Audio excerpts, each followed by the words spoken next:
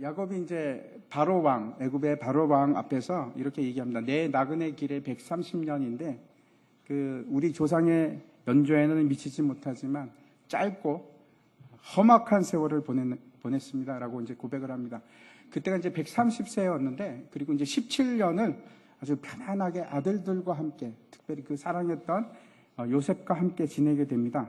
임종하기 직전에 요셉의 아들들을 먼저 부릅니다. 그리고 두 아들 므낫세와 에브라임을 축복하고 그리고 이제 12아들들을 다 불러서 한 사람씩 축복을 하고 있습니다. 그걸 이제 우리가 지켜보고 있는데 지난 시간까지 우리가 10명의 아들들에게 주어진 축복들을 살펴봤습니다. 그리고 오늘은 이제 남은 두 아들 요셉과 베냐민의 축복이 어떤 것인지 살펴보도록 하겠습니다. 야곱이 이제 가장 사랑했던 아내는 라헬입니다. 그 라헬을 사랑했던 만큼 그 두 아들, 라헬의 두 아들 요셉과 베냐민을 사랑했습니다. 그런데 이제 그 사랑이 결국은 많은 문제들을 일으켰습니다. 그리고 그 문제가 결국 야곱 자신에게 고통이 되었습니다. 그럼에도 불구하고 참 우리 하나님 놀라운 것은 그 일들을 통해서 하나님께서 오히려 그것을 사용하셔서 이스라엘의 구원의 길을 예비를 하십니다.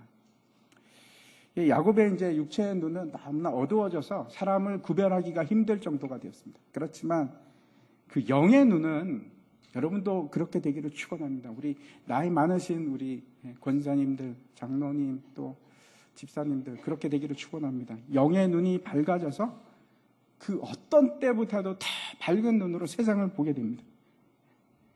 그리고 나서 이제 그 아들들에게 축복을 하는데 여러분은 어떤 것이 진짜 축복이라고 생각하십니까? 여러분은 혹시 나는 박복하다, 복이 없는 것 같아, 나 평생에 복이 없어서 이렇게 생각하십니까? 세상에서 가장 큰 축복은 예수 그리스도입니다. 오늘 이제 그 말씀을 보면서 우리가 다시 한번 이런 풍성한 축복이 우리에게 있었구나 하는 것을 살펴봤으면 좋겠는데 앞에서도 우리가 보았듯이 12아들들에게 각각에 대해서 축복을 하는데 그 내용의 핵심이 뭐였습니까? 예수님이었습니다. 예수님. 예수 그리스도의 축복이 한 사람 한 사람에게 나누어 주는데 이제 오늘 이제 요셉의 축복을 보도록 하겠습니다. 요셉의 축복은 모두 이제 네 절로 되어 있는데 네 절로 되어 있습니다. 네 절로 되어 있는데 다섯 절입니다. 하나, 둘, 셋, 넷, 다섯 절인데 그 내용상으로 보면은 그 절수로 보면은 유다가 좀 더 많은데 근데 이제 내용상으로 보면은 유다보다 요셉의 축복이 더 깁니다. 그것이 무엇인지 이제 22절부터 보도록 하겠습니다. 같이 한번 읽도록 하겠습니다. 시작. 요셉은 무성한 가지, 곧 샘 곁에 무성한 가지라. 그 가지가 담을 넘었도다. 이것이 도대체 무슨 뜻일까? 우리가 잘 아는 찬양이 기억나지 않습니까? 너는 담장 너머로 뻗은 나무 가지에 푸른 열매처럼 하나님의 이렇게 쭉 나가는 노래 여러분들 잘 아시죠? 그 찬양이 이제 이 본문을 통해서 만들어진 내용인데 우리말로 어떻게 되어 있습니까? 요셉은 무성한 가지다라고 되어 있는데 사실은 이 원문에 보면 가지란 말이 없습니다. 전혀 없습니다. 여기 보면 가지가 몇 번 나옵니까? 2번 나오는데 한 번도 등장하지 않습니다. 첫 번째 가지는 어떤 단어로 되어 있냐면 아들, 아들이라는 뜻입니다.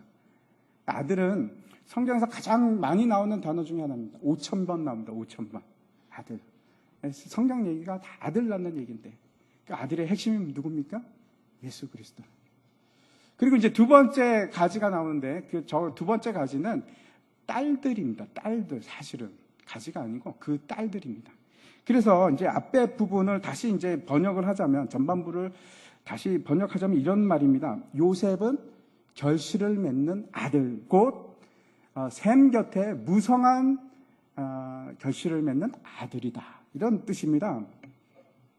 그렇게 번역하는 것이 사실 정확한 번역인데 그런데 왜 대부분의 제가 이제 성경을 보니까 어떤 성경은 들락이라고 가지라고 하지 않고 들락이라고 번역된 성경도 있긴 하지만 대부분은 이제 가지라고 번역을 합니다. 왜 가지라고 번역을 했을까? 아마 저 무성한이라는 단어 때문에 그런 것 같습니다. 제가 이제 무성하다 하는 그 단어를 쭉 찾아봤습니다. 어떤 식으로 쓰이는가? 가장 많은 것이 어떤 건가 하면 그 생육하고 번성하라, 땅에 충만하라 할 때 그 생육하다 하는 것이 무성함입니다. 다시 말씀드려서 자손이 많아지는 거, 가득 차는 거, 충만케 되는 거, 이게 무성하다 하는 뜻입니다. 또 한 가지는 어떤 뜻인가 하면 이 무성하다 하는 것은 어떤 문맥 속에서 나오는가 하면 나무와 관계가 있습니다. 아마 그것 때문에 저기서 가지라는 단어가 없음에도 불구하고 가지라고 의역을 하지 않았나 이렇게 생각을 하는데 어떻게 연결이 되는가 하면 대표적인 것이 에스겔 19장 10절에 나오는 말씀입니다. 제가 한번 읽겠습니다. 내 피의 어머니는 물가에 심겨진 포도나무 같아서 물이 많음으로 열매가 많고 이것이 무성하다는 뜻입니다. 가지가 무성하면 내 피의 어머니는 이스라엘을 얘기합니다. 그래서 이스라엘은 물가에 심겨진 나무 같아서 많은 열매가 맺히고 그런 의미입니다.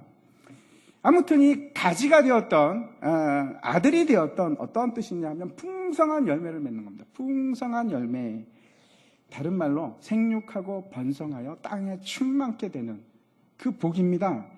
근데 똑같은 말씀을 우리 예수님께서 제자들에게 하셨습니다. 요한복음 15장입니다. 내 안에 거하라, 나도 너희 안에 거하리라. 가지가 포도나무에 붙어 있지 아니하면 스스로는 열매를 맺을 수가 없습니다. 스스로 열매를 맺을 수 없음같이 너희도 내 안에 있지 아니하면 그러하리라. 나는 포도나무여 너희는 가지라. 그가 내 안에 내가 그 안에 거하면 사람이 열매를 많이 맺나니 나를 떠나서는 너희가 아무것도 할 수 없습니다. 예수님을 떠나면 우리는 아무것도 할 수 없습니다. 예수님께서 제자들에게 열매를 많이 맺는 비결을 말씀하셨습니다. 그게 어떤 겁니까? 예수 안에 거하는 겁니다. 예수님 안에 거하는 것. 나도 내 안에 거하라. 그래야 하면 나도 너희 안에 거하리라. 가지가 포도나무에 붙어 있지 않으면 당연하지 않습니까? 어떻게 열매를 맺겠습니까? 내가 포도나무고 너희는 가지니 나에게 붙어 있어라. 떨어지지 마. 그러면 열매를 많이 맺을 수 있다. 이렇게 말씀하고 있습니다. 우리가 포도나무에 붙어 있을 때 어떤 일이 일어나기 시작하냐면 나무로부터 생명수를 공급받기 시작합니다. 그 생명수를 타고 양분이 들어오고 생명이 들어오는 겁니다. 그래서 우리가 그 생명수로부터 열매를 많이 만들어 맺게 할 수가 있습니다. 그 생명수는 그러면 어디서부터 옵니까? 여러분, 그 생명수가 어디로부터 올까요? 계시록 22장에 너무나 분명하게 생명수의 출처에 대해서, 근원에 대해서 얘기를 하고 있습니다. 한번 보시기 바랍니다. 22장 1절과 2절인데 또 그가 수정같이 맑은 생명수의 강을 내게 보이니 하나님과 및 어린 양의 보호자로부터 나와서 길 가운데로 흐르더라. 강 좌우에 생명나무가 있어 12가지 열매를 맺되 달마다 그 열매를 맺고 그 나무 잎사귀들은 만국을 치료하기 위하여 있더라. 생명수의 강이 어디로부터 흘러나옵니까? 하나님과 어린 양의 보호자로부터. 거기가 근원입니다. 거기서부터 흘러나오기 시작하는데 거기서부터 흘러나와서 강을 이룹니다. 생명수의 강을 이루고 그 생명수의 강 옆에 생명이 있는 나무들, 영원한 생명을 가진 나무들이 쫙 있습니다. 그리고 거기서 열매들이 맺히기 시작하는데 사시사철, 놀랍지 않습니까? 이 한 달에 한 번씩 시작해갖고 12가지 열매를 맺는다고 합니다. 그럼 여러분 그런 나무 보셨습니까? 한 번도 끊이지 않고 끊임없이 평생도록 영원토록 계속해서 열매를 맺기 시작합니다. 왜? 생명수가 흐르기 때문에. 그 나무 속에 생명수가 흐르기 때문에. 그러면 이 생명수는 뭘까요? 예수님께서 요한복음 7장에 생명수가 무엇인지 또 분명하게 말씀하십니다. 한번 보겠습니다. 7장 38절과 39절인데 나를 믿는 자는 성경의 이름과 같이 그 배에서 생수의 강이 흘러나오리라 하시니 이는 그를 믿는 자들이 받을 성령을 가리켜 말씀하신 것이라. 제가 다시 한번 정리해서 말씀드리겠습니다. 우리가 많은 열매를 맺기 위해서는 우리가 예수 안에 거하여야만 하고, 다시 말씀드려서 포도나무에 붙어 있어야 하고, 그때 우리에게 생명수가 공급되기 시작합니다. 근데 그 생명수가 뭡니까? 성령입니다. 다시 오늘 본문의 말씀으로 돌아가서 22절 한번 보시기 바랍니다. 22절에 보면은 이렇게 되어 있습니다. 요셉은 무성한 가지 곧 샘 곁에 무성한 가지라. 이것이 요셉에게 주어진 첫 번째 축복입니다. 쫙 넘겨주시기 바랍니다. 예. 성령의 열매를 맺게 하는 것이 여러분 엄청난 축복입니다. 여러분이 사랑할 수 있는 것, 여러분이 희락을 누릴 수 있는 것, 화평케 하는 것, 오래 참을 수 있는 것, 이게 복입니다. 그거 아무나 가질 수 있는 거 아닙니다. 성령이 없이는 가질 수가 없습니다. 우리가 이제 계속해서 살펴보았듯이 요셉은 예수 그리스도를 상징하는 인물입니다. 한번 요셉의 삶을 한번 생각해 보시기 바랍니다. 그가 분명히 복을 받은 자입니다. 복을 누릴 수 있도록 축복을 받은 자인데 그 축복을 받기 위해서 어떤 일을 당합니까? 그가 죽음의 고비를 넘기기도 하고 그리고 누명을 쓰기도 하고 그래서 지하 감옥에 갇히기도 하고 근데 그 결과로 받아내는 것이 그 결과로 누리는 것이 무엇인지 한번 생각해 보시기 바랍니다. 자신을 위한 겁니까? 아니요. 자신을 위한 것이 아니고 가족을 구원합니다. 이집트를 구원하고 그리고 그 주변 나라에 있는 사람들까지 다 구원합니다. 성령의 열매를 통해서. 결국 그가 고통을 인내하고 누린 복이 뭔가 하면 풍성한 열매를 맺게 되는데 그 성령의 열매가 구원입니다. 구원. 여러분, 우리에게도 이 동일한 복이 우리에게도 주어졌습니다. 임마누엘 하나님이 우리 안에 거하시기 시작하고 그래서 우리가 놀라운 일이 일어나는데 성령의 열매를 맺기 시작하는 겁니다. 진짜 사랑을 할 수 아는 사람이 되는 겁니다. 우리가 그 열매, 성령의 열매에 대해서 잘 알고 있지 않습니까? 갈라디아서입니다. 그렇죠? 갈라디아서 5장에 나와 있는데 함께 한번 읽어보도록 하겠습니다. 시작. 오직 성령의 열매는 사랑과 희락과 화평과 오래 참음과 자비와 양성과 충성과 온유와 절제니 이 같은 것을 금지할 법이 없느니라. 아무도 막을 수가 없습니다. 아무도 못 막습니다. 여러분 분명히 기억하시기 바랍니다. 제가 이 구절을 말씀드릴 때마다 꼭 하는 말이 있는데 그게 뭔가 하면 나무가 열매를 맺는데 누가 먹습니까? 나무 자체가 절대로 자기 열매를 먹지 않습니다. 여러분이 성령의 열매를 맺기 시작하면 그 혜택을 누가 봅니까? 여러분의 주위에 있는 사람들이 그 열매를 따먹기 시작합니다. 사랑의 열매를 따먹고 희락의 열매를 따먹고 화평의 열매를 따먹기 시작합니다. 성령의 열매는 여러분 나 자신을 위한 것이 아니고 내 주위에 있는 사람들을 위한 겁니다. 내 주위에 있는 사람들을 위해서 내가 열매를 맺기 시작하는 겁니다. 그게 복입니다. 여기 잘 보시기 바랍니다. 오직 성령의 열매, 성령이 아니고는 맺을 수가 없습니다. 여러분 절대로 못 맺습니다. 내가 성령 없이 어떻게 오래 참습니까? 내가 성령 없이 어떻게 사랑할 수가 있겠습니까? 성령의 열매는 다른 것이 아니고 사랑과 희락과 화평과 오래 참음과 자비와 양성과 충성과 온유와 절제. 그것이 성령의 열매고 그 성령의 열매들을 통해서 우리가 앞에서 요한계시록 22장을 통해서 보지 않았습니까? 그 성령의 열매로 사람들을 치유하기 시작합니다. 그게 복입니다. 제가 분명히 말씀드리는 것은 말세에 고통하는 때가 이른다고 성경은 말씀합니다. 제가 말하는 것이 아니고 성경 말씀이 그렇습니다. 디모데후서 말씀입니다. 제가 한번 읽어보도록 하겠습니다. 너는 이것을 알라. 말세에 고통하는 때가 이르러 사람들이 자기를 사랑하며 첫 번째 나오는 게 자기 자신을 사랑하는 겁니다. 두 번째 뭐라고 합니까? 돈을 사랑한답니다. 돈을 사랑하며 자랑하고 교만하며 비방하며 놀라운 것은 말세가 가면 갈수록 뭐라고 얘기합니까? 부모를 거역하며 감사하지 않습니다. 감사가 없습니다. 입술에 감사가 없습니다. 감사하지 아니하며 거룩하지도 아니하며 무정하며 원통함을 풀지 아니하며 모함하며 절제하지 못하며 절제하지 않습니다. 사람들이 사나우며 선한 것을 좋아하지 아니하며 배신하며 조급하며 자만하며 쾌락 사랑하기를 하나님보다 더 사랑하고 쾌락이 최고입니다. 내가 즐거운 것이 최고입니다. 하나님은 안중에 없습니다. 그것이 말세에 고통하는 때에 우리에게 임하는 징조들입니다. 지금이 그러한 때가 아닙니까? 여러분, 이것보다 더 정확한 게 뭐가 있습니까? 이럴 때 우리에게 필요한 것이 뭔가 하면 성령의 열매입니다. 여러분, 사람들이 자기를 사랑하고 할 때 자기를 사랑하며 할 때 이 사랑은 진짜 사랑이 아닙니다. 돈을 사랑하며 할 때 이 사랑은 가짜 사랑입니다. 진짜 사랑은 고린도전서 13장에 뭐라고 합니다. 자기 자신을 내어주는 것. 그게 진짜 사랑입니다. 여러분, 이건 사랑이 아닙니다. 세상이 점점 어떻게 되는가 하면 자기를 사랑합니다. 모든 사람들이 자기만 사랑합니다. 자기를 사랑하고 돈을 사랑하고 교만하고 감사하지 않고 쾌락 사랑하는 것을 하나님 사랑하는 것보다 더 열심히 사랑하고 즐기는 겁니다. 즐기기 위해서 살아갑니다.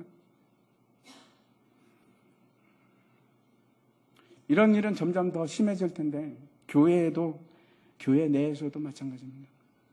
앞으로 이런 전쟁이 시작됩니다. 얼마 전 이제 서울 시청 앞에서 그 동성애 집회가 열렸던 것 같습니다. 물론 거기에 대해서 가서 그런 일을 하면 안 돼. 우리가 진리가 무엇인지 말할 필요는 있습니다. 그런데 여러분 한번 생각해 보십시오. 우리가 그 흐름을 그렇게 전 세계적으로 막 그렇게 흘러가는 흐름을 우리가 물리적인 방법으로 막을 수 있다고 생각하십니까? 우리가 막을 수 있을까요? 아니요, 저는 그렇게 생각하지 않습니다. 언젠가는 동성애법, 차별금지법 세워질 것이고, 그게 차별금지법이 우리에게 굉장히 아픔이 될 겁니다. 그런데 그걸 우리가 물리적으로 막을 수 있다고 생각하십니까? 아니, 못합니다. 우리는 그런 전쟁을 하는 것이 아니고, 진짜 전쟁은 어떤 건가 하면 성령의 열매를 가지고 싸우는 전쟁입니다. 제가 이제 금요일 날 우리 교회 말씀 전하시러 오신 지용훈 목사님하고 이제 되게 오래간만에 만났습니다. 그래서 제가 물어봤습니다. 세상을 돌아다니시는 분이니까 요즘 세상이 어떻습니까? 그분 하시는 말씀이 전 세계적으로 기독교 박해가 심해지고 있고 또 많은 곳에서 선교사들이 추방당하고 있습니다. 그렇게 말씀을 하셨습니다. 제가 이제 터키에 있다가 들어올 때도 똑같은 일들이 시작되기 시작했습니다. 여러분, 그 중동은 물론이고 중앙아시아, 인도, 중국 그런 곳에서 여러분 뚜렷하게 일어나는 것들이 뭐가 있는가 하면 교회를 압박하는 법들입니다. 전 세계적으로 그렇게 막 생겨나고 있고 그리고 선교사들이 계속 추방당하고 있습니다.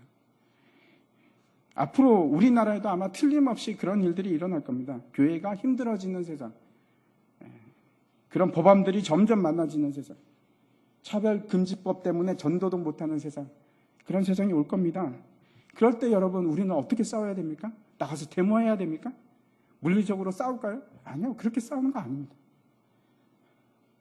우리는 어떤 전쟁을 하냐면 사랑 전쟁을 하는 겁니다. 진리 전쟁을 하는 겁니다. 성령의 열매로 싸우는 겁니다. 그래서 그 성령의 열매를 가지고 사람들을 치유해 나가는 겁니다.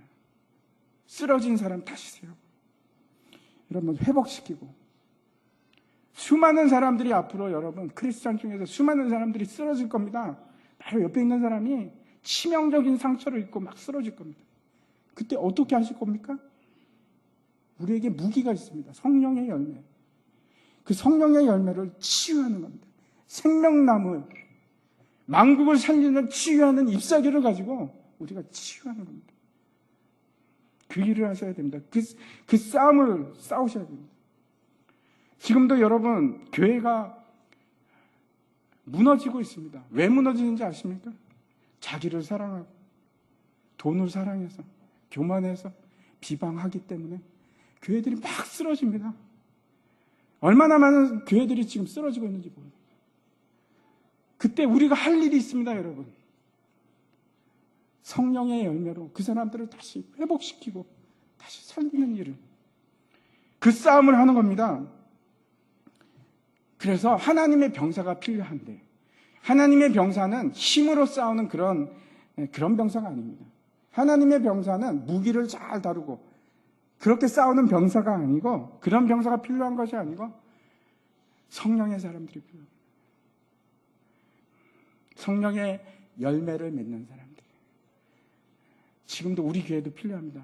많은 사람들이 상처를 입고 피폐해지고 쓰러질 때 여러분이 살리셔야 합니다. 치유하시고 회복시키시고 그 싸움을 싸우시기 바랍니다. 많은 사람들이 경건의 모양은 있는데 경건의 능력이 없습니다. 아무런 능력이 없는 겁니다. 싸움을 싸워야 되는데 경건의 능력이 없습니다. 우리에게 있어서 참된 복이 뭔가 하면 생명수의 강가에서 그 생명수를 공급받고 성령의 열매를 맺고 그 잎사귀로 만국을 치유하기 시작하는 것, 그게 얼마나 놀라운 복인지 모릅니다. 그 복을 여러분 누리시길 바랍니다. 누리시기 바랍니다. 만국을 살리고 구원하는 복. 두 번째 복을 보도록 하겠습니다. 22절 후반부인데 그 후반부 보면 이렇게 되어 있습니다. 그 가지가 담을 넘었도다. 여기서도 가지라고 되어 있는데 그 가지가 진짜 가지가 아니고 원래 원문에는 어떻게 되어 있다고요? 딸들이라고 되어 있습니다. 그 딸들이라고 되어 있습니다. 의역입니다. 아마 이제 앞에 가지라고 했으니까 여기서도 당연히 그 가지라고 번역을 한 것 같습니다. 그런데 지금 저 구절을 보면 마치 이런 느낌이 듭니다. 이게 나무가 풍성하게 자라갖고 가지가 쫙 뻗치기 시작해서 이제 막 그 담을 넘어가는, 여러분 그렇게 생각하셨죠? 근데 사실은 그런 뜻은 아닙니다. 그런 뜻이 아니고 그 가지가 담을 넘었도다 하는 것이 어떤 뜻인가 하면 이런 겁니다. 아들 할 때, 요셉은 무성한 아들이다 할 때, 그때는 단수였는데 여기는 갑자기 복수가 됩니다. 딸들은 담을 넘었도다. 이게 무슨 말인가 하면 앞으로 막 나아가려고 하는데 단단한 벽이 우리 앞을 가로막고 있는 겁니다. 그런데 그것을 도저히 돌파구가 없을 것 같은데 그걸 뻥 뚫어서 거기를 뚫고 나가는 그 축복을 얘기하는 겁니다. 담을 뚫고 넘었도다 하는 것은 여러분 그냥 이렇게 구렁이가 담 타고 넘어가는 그런 것이 아니고 군대의 용어입니다. 군대가 행진하는 겁니다. 담을 뚫고 행진해서 통과했다, 그런 뜻입니다. break through, 통과하는 겁니다. 먼저 생각해야 할 것은 그 딸들이 도대체 뭘까요? 어떤 뜻일까요? 너무나 분명합니다, 여러분. 성경에 나오는 딸들이라고 하면은 그거는 하나님의 백성들입니다. 그 하나님의 백성들이 누굽니까? 교회. 그 교회가 강한 성벽을 뚫고 통과하는 모습을 그 가지가 담을 넘었도다 라는 말로 지금 표현되고 있습니다. 그렇다면 이 교회가 도대체 어떻게 해서 그 강한 벽을 뚫고 지나갈 수 있었을까요? 에베소서 1장 말씀입니다. 제가 한번 읽어보도록 하겠습니다. 그의 힘은 위력으로 역사하심을 따라 믿는 우리에게 베푸신 능력에 지극히 그 힘이 어떤 것을 너에게 알게 하시기를 원하노라. 사도 바울이 뭐냐면 이 힘이, 여러분, 이 힘이 얼마나 큰지 여러분도 좀 알았으면 좋겠어요. 그런 얘기입니다. 이 하나님의 그 능력이, 지극히 그 힘이, 예수 그리스도를 통한 하나님의 능력이 얼마나 크신지 여러분 혹시 아세요? 알기를 원합니다 하는 말씀입니다. 그의 능력이 그리스도 안에서 역사하사 죽은 자들 가운데서 다시 살리시고, 죽은 자를 살리시는 그 능력입니다. 이해 가십니까? 얼마나 그 능력이 대단한 것인지. 하늘에서 자기의 오른편에 앉으사 모든 통치와 권세와 능력과 주권과 이 세상뿐 아니라 오는 세상에 일컫는 모든 이름 위에 뛰어나게 하시고, 또 만물을 그의 발 아래 복종하게 하시고 그를 만물 위에 교회의 머리로 삼으셨느니라. 교회는 그의 몸이니 만물 안에서 만물을 충만케 하시는 이의 충만함이니라. 이것이 그 가지가 담을 넘었도다 하는 축복입니다. 예수 그리스도의 권세와 능력과 주권을 통해서 예수 그리스도에서 안에서 행하시는 그 하나님의 부활의 능력, 죽은 자도 살리시는 하나님의 부활의 능력이, 그 놀라운 능력이 앞에 꽉 막혀 있는 것 같은 그 견고한 진을 뻥 뚫어버리는 겁니다. 그 벽을 박살을 내는 겁니다. 그 축복입니다. 벽을 뚫고 돌파하게 하는 예수님의 능력. 여러분, 얼마나 대단한 축복인지 아십니까? 얼마나 놀라운 축복입니다. 이게 요셉에게 주어진 야곱의 두 번째 축복입니다. 예수 그리스도를 통해서 강력한 벽을 돌파하는 능력. 여러분, 우리에게 있어서 복이라는 것은 장애물이 없는 것이 복이 아닙니다. 장애물이 없어서 그냥 나약하지만 그냥 가는 것이 복이에요. 조그만 그냥 장애물만 있어도 낑낑거리고 넘지 못하는 그것이 복이 아니고, 우리가 누릴 수 있는 진짜 복은 뭐냐면 앞에 강력한 그 장애물이 있다고 할지라도 그걸 빵 치고 돌파하는 능력. 죽은 자를 살리시는 예수 그리스도의 능력으로 그 강력한 진을 빵 치고 돌파하는 능력. 그게 우리의 축복입니다. 여러분, 장애물 없이 해달라고 기도하지 마시고, 편안하게 해달라고 기도하지 마시고, 하나님, 장애물이 올 때 내가 예수 그리스도의 능력으로 돌파하게 해주십시오. 그렇게 기도하십시오. 여러분, 혹시 앞에 장애물 있으십니까? 믿으시기 바랍니다. 여기 뭐라고 하냐면 우리에게는 부활의 능력이 있습니다. 근데 여기 보면은 모든 권세를 가지신, 심지어는 죽은 자를 살리시는 그 하나님의 능력이, 그 예수 그리스도의 능력이 대신 저기를 뻥 뚫어주시는 겁니다. 어떨 때? 우리가 그 능력을 믿기만 하면. 놀랍지 않습니까? 에베소서에 그렇게 말씀하십니다. 우리가 그 능력을 믿기만 하면 예수님께서 그 능력을 우리에게 베풀어 주신다. 이 축복을 우리가 받은 사람들. 이제부터는 여러분 흔들리지 마십시오. 예수님 뚫어주십시오. 예수님께서 뚫어주십니다. 그 하나님의 말씀을 믿으시기 바랍니다. 이게 우리에게 주어진 두 번째 축복입니다. 세 번째 요셉에게 주어진 축복이 무엇인지 보도록 하겠습니다. 23절과 24절 함께 읽도록 하겠습니다. 시작. 활 쏘는 자가 그를 학대하며 적개심을 가지고 그를 쏘았으나 요셉의 활은 도리어 굳세며 그의 팔은 힘이 있으니 이는 야곱의 전능자 이스라엘의 반석인 목자의 손을 힘입은이라. 활 쏘는 자가 그를 학대하며 적개심을 가지고 활을 쐈다는 것은 어떤 뜻인가 하면, 여기서 활을 쏘는 자라는 것은 그냥 활 쏘는 자가 아니고 어떤 뜻인가 하면 활의 명수들입니다. 활명수. 활의 명수들이 빵 쏘면은 그 쏘는 것이 요셉을 증오해서 그렇게 쏘는데 비통하게 만들었다, 그런 뜻입니다. 그렇게 이제 딱딱 맞추는데, 쏘아서 화살을 막 꽂는데, 이 성경에서는 이 화살에 대해서 아주 상징이 굉장히 많이 나옵니다. 그런데 그게 동일하게 어떤 뜻을 가지고 있는가 하면 이런 겁니다. 우리를 증오하는 말, 우리를 죽이는 말, 비방하는 말, 멸시하는 말, 그런 것들입니다. 그런 것들을 상징하는데 대표적인 것이 이제 시편 64편에 나옵니다. 다윗의 시입니다. 제가 한번 읽어보겠습니다. 주는 악을 꾀하는 자들의 음모에서 나를 숨겨주시고 악을 행하는 자들의 소동에서 나를 감추어 주소서. 그들이 칼같이 자기 혀를 연마하여, 혀를 연마해서 칼을 만든답니다. 그리고 화살같이 독한 말로 겨누고 숨은 곳에서 온전한 자를 쏘며 갑자기 쏘고 두려워하지 아니하는도다. 원수들이 다윗을 비방해서 이렇게 마치 화살을 쏘듯이 막 쏘는 겁니다. 다윗이 잘못해서 그런 것이 아니고, 무고한데도 불구하고, 전혀 잘못이 없는데도 불구하고, 마치 요셉이 죄가 없음에도 불구하고 곤욕을 치르고 옥살이를 하고 그런 것처럼 그렇습니다. 우리 예수님도 마찬가지입니다.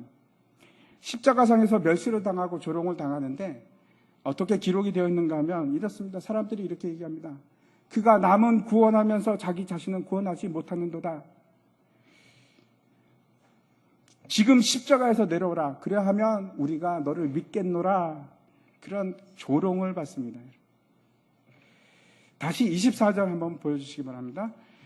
뭐라고 얘기하냐면 비방을 당할 때 뭐라고 말씀하시는가 하면 요셉의 활은 도리어 굳세고 도리어 힘이 있다, 이렇게 말씀하고 있습니다. 이 말은 다시 그의 활을 회복시키시고 그 팔을 여기서 이제 강하게 하는데 여기 시제가 빠져 있습니다. 어떤 뜻이 들어있냐면 영원히 영원히 앞으로는 절대로 무너지지 않도록 영원히 강하게 하시겠다 하는 의미입니다.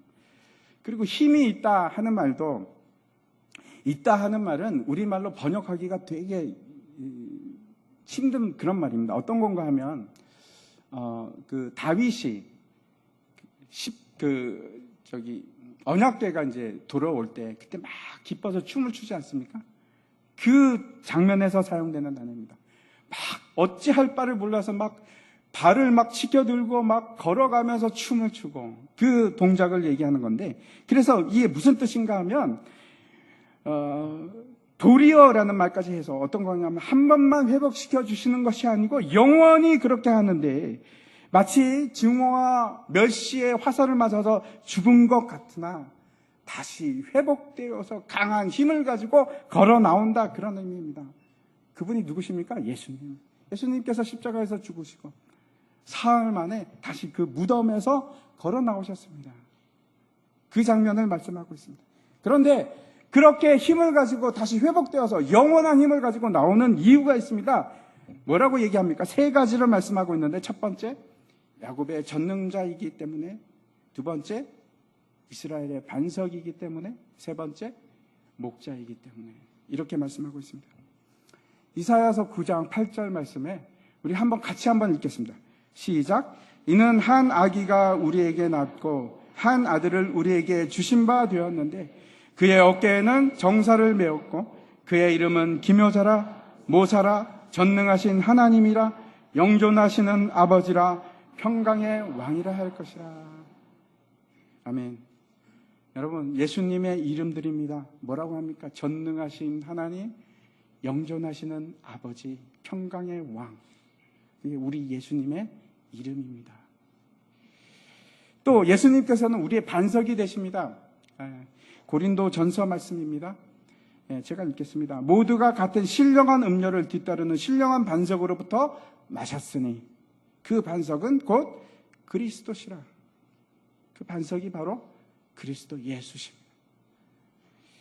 또 예수님이 우리에게는 누가 되시느냐? 우리의 목자가 되십니다. 요한복음 10장에 이렇게 말씀하고 있습니다. 나는 선한 목자라, 선한 목자는 양들을 위하여 목숨을 버리거니와. 이분이 예수님이신데 그 예수님께서 우리를 대적으로부터 구해주십니다. 한 장 넘겨주십시오. 이 세 번째 축복이 뭐냐면 대적으로부터 승리케 하시는 나의 전능자 되시며 나의 반석 되시며 나의 목자 되신 예수님. 그것이 우리에게 축복입니다. 여러분, 대단한 축복을 우리가 가지고 있습니다. 여러분, 혹시 지금 나는 박복하다고 생각하십니까? 아니요. 저런 대단한 축복을 우리가 받고 있는 사람들입니다. 기억하시기 바랍니다. 내가 예수님만 의지한다면 사망으로부터도 우리는 승리할 수가 있습니다. 이제 네 번째 축복 25절과 26절 말씀 같이 한번 읽어볼까요? 같이 읽겠습니다. 시작. 내 아버지의 하나님께로 말미암나니 그가 나를 도우실 것이요 전능자로 말미암나니 그가 내게 복을 주실 것이라. 위로 하늘의 복과 아래로 깊은 샘의 복과 젖먹이는 복과 태의 복이로라. 내 아버지의 축복이 내 선조의 축복보다 나아서 영원한 산이 한없음 같이 이 축복이 요셉의 머리로 돌아가며 그 형제 중 뛰어난 자의 정수리로 돌아오라. 제가 이 구절을 읽는데 읽는 것만 해도 막 가슴이 뜁니다. 너무나 기분이 좋습니다. 이 25절과 26절 사이에 보면은 복이라는 단어가 8번이 나옵니다. 바라크. 하늘의 복은 어떤 겁니까? 하늘에서 내리는 이슬과 단비, 때를 따라서 우리에게 적당히 주시는 하나님의 은혜. 또 땅으로부터는 어떻습니까? 깊은 샘. 절대로 마르지 않습니다. 깊은 샘은 마르지 않습니다. 사실사실 거기서 생명수의 강이 쏟아 나오고, 그리고 젖먹이는 복과 태의 복, 자손의 복입니다. 자손의 복은 우리 아들, 딸만 얘기하는 것이 아니고 영적인 자손들. 성경은 계속해서 아들 낳는 얘기를 합니다. 내 속에서 예수 그리스도의 형상이 태어나고 또 태어나고 그 복을 얘기합니다. 이거는 여러분 세상이 줄 수 없는 세상이 알지도 못하는, 세상은 도저히 이해할 수 없는 그런 신비로운 복입니다. 하나님의 사람들에게 내려지는 은혜의 복, 기가 막힌 복, 세상의 모든 복보다 뛰어난 복, 영원한 복. 여기서 특별히 관심을 가져야 할 것이 있는데, 제일 밑에 보면 뛰어난 자의 정수리로 할 때 이 뛰어나다, 뛰어난 것은 구별된 자를 얘기하는데, 낫제르입니다. 나시린. 누구십니까? 예수님. 시편 118편에 이렇게 말씀하고 있습니다. 여호와 구하옵나니 이제 구원하소서. 여호와여 우리가 구하옵나니 이제 형통하게 하소서.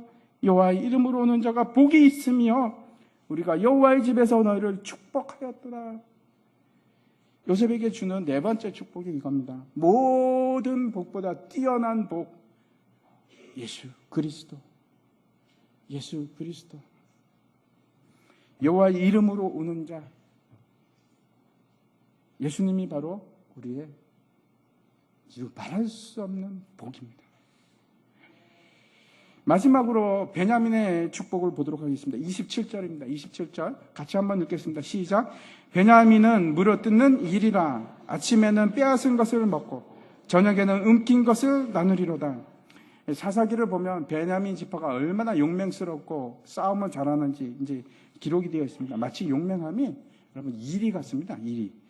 그런 걸 볼 수 있는데 이 구절을 한번 가만히 보십시오. 저게 뭔가 이해하기가 쉽지 않습니다. 이 구절만 그런 것이 아니고 요셉의 그 모든 축복들이 굉장히 난해한 본문 중에 하나입니다. 그 문법도 맞지가 않습니다. 그래서 이걸 도대체 어떻게 해석해야 되나 그런 부분이 참 많은데 여기서도 보면은 물어뜯는 이리와 같고 빼앗는 것을 먹고 나눈다. 이게 도대체 무슨 말일까? 쉽지 않은 구절인데 제가 결론부터 말씀드리겠습니다. 이 예언 역시, 이 축복 역시 예수 그리스도를 예표하는 구절입니다. 분명히 그렇습니다. 이사야서 53장 12절을 보여주시기 바랍니다. 제가 읽어보겠습니다. 그러므로 내가 그에게 존귀한 자와 함께 몫을 받게 하며 강한 자와 함께 탈취한 것을 나누게 하리니 이는 그가 자기 영혼을 버려 사망에 이르게 하며 범죄자 중 하나로 헤아림을 받았습니다. 그러나 그가 많은 사람의 죄를 담당하며 범죄자를 위하여 기도하였느니라. 이게 예수 그리스도의 사역에 대한 하나님의 결론입니다. 예수님이 어떤 취급을 받았냐면 이리와 같이 범죄자로 취급을 받습니다. 그리고 어떻게 됩니까? 결국은 사망에 이르게 됩니다. 죽음에 이르게 됩니다. 그런데 반전이 일어납니다. 저녁 때가 되면, 저녁 때라는 것은 히브리 문화에 있어서는 마지막 때입니다. 왜 그런가 하면 저녁이 딱 시작이 되면 그 다음부터 다음 날입니다. 다음 날. 그래서 저녁 때가 되는 것이 마지막의 마지막 때, 말세를 얘기합니다. 마지막 때. 그 마지막 때가 되면 예수님께서 우리와 함께 승리자가 되어서 뭐라고 합니까? 전리품을 나눌 것이다. 이리와 같은 자처럼 취급을 당했는데, 범죄자처럼 취급을 당했는데 이제는 우리와 함께 그 전리품을 나눌 것이다. 다시 말씀드려서 우리는 영원한 기업을 받게 됩니다. 승리자가 되어서. 이게 마지막 베냐민에게 주어진 축복입니다. 여러분, 베냐민의 뜻이 무엇인지 혹시 아십니까? 베냐민이라는 것이 오른손의 아들, 의의 아들. 이게 누굽니까? 저와 여러분. 우리는 죄인이었음에도 불구하고 하나님의 은혜로 의의 아들이 되죠. 의의 아들이 되어서 영원한 기업을 우리가 전리품으로, 우리가 한 게 없는데, 한 게 아무것도 없는데 승리자가 되어서 그 전리품을 함께 나누는 그 의의 아들들입니다. 이게 마지막 야곱의 축복입니다. 오늘 이제 요셉과 베냐민에게 주어진 축복을 우리가 살펴봤는데 한 장 넘겨주십시오. 보면은 여러분 우리가 5개의 축복을 받습니다. 여러분 지금도 혹시 나는 팍복하다고 생각하십니까? 저렇게 많은 축복을 받아요. 저렇게 놀라운 축복을 받았는데 아니 세상의 복이 저런 복보다 더 좋은 복이 있습니까? 저거보다 뛰어난 복이 있습니까? 우리는 너무나 놀라운 축복을 받은 사람들입니다. 예수님께서 우리가 성령의 열매를 맺게 하시고 도저히 앞이 막혀서 갈 수 없는 그런 난처한 상황에서 강한 성벽을 뻥 뚫어주시는 그 능력을 주시고 심지어는 죽음에서도 승리할 수 있는 힘을 주시고 그리고 세상이 알지 못하는 어마어마한 복을 주시고 그게 끝이 아닙니다, 여러분. 하늘에 우리의 복이 기다리고 있습니다. 영원한 기업이 우리를 기다리고 있습니다. 그래도 여러분 복이 없다고 생각하십니까? 우리가 그런 축복을 받은 자들입니다. 믿으십니까? 그런 축복을 주시는 예수님을 의지하시기 바랍니다. 다